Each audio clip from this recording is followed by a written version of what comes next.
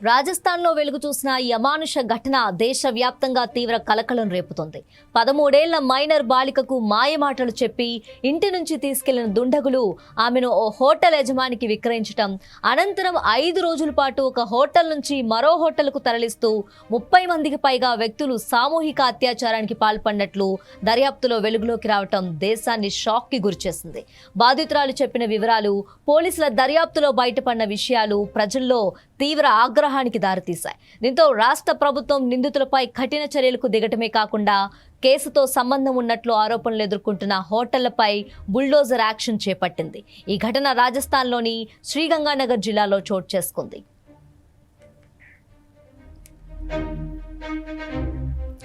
June 18న ఇంటి నుంచి అదృశ్యమైన 13 ఏళ్ల బాలికను ఓ ఆటో డ్రైవర్ స్థానిక హోటల్ యజమానికి అప్పగించినట్లు దర్యాప్తులో తేలింది.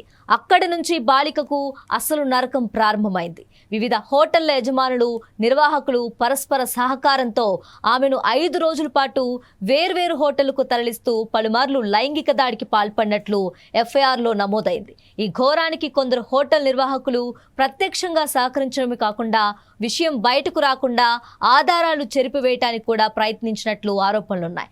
బాధిత బాలిక ఇచ్చిన వాంగ్మూలం కేసులో మరింత సంచలనంగా మారింది.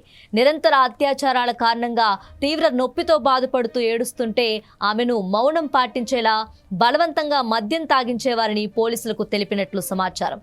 ఈ వాంగ్మూలం ఆధారంగా పోలీసులు కేసును మరింత లోతుగా దర్యాప్తు చేస్తున్నారు. ఇప్పటికే 18 మంది నిందితులను అరెస్ట్ చేసిన పోలీసులు పరారీలో ఉన్న మిగిలిన నిందితుల కోసం ప్రత్యేక బృందాలతో గాలిస్తున్నారు. ఈ ఘటన వెలుగులోకి వచ్చిన వెంటనే శ్రీగంగానగర్ జిల్లాలో ప్రజలు పెద్ద ఎత్తున నిరసనలకు దిగారు. నిందితులందరికీ ఉరిశిక్ష విధించాలని, ఈ నేరానికి వేదికగా మారిన అక్రమ హోటళ్లన్నింటినీ కూల్చివేయాలని డిమాండ్ చేశారు.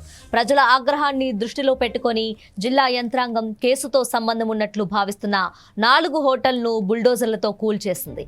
అక్రమ నిర్మాణాలపై కూడా ప్రత్యేక తనిఖీలు చేపట్టగా జిల్లాలో 100కు పైగా అనుమానాస్పద హోటళ్ల కార్యకలాపాలపై విచారణ కొనసాగుతుంది. ఈ ఘటన రాజకీయంగానూ పెద్ద దుమారమే రేపింది.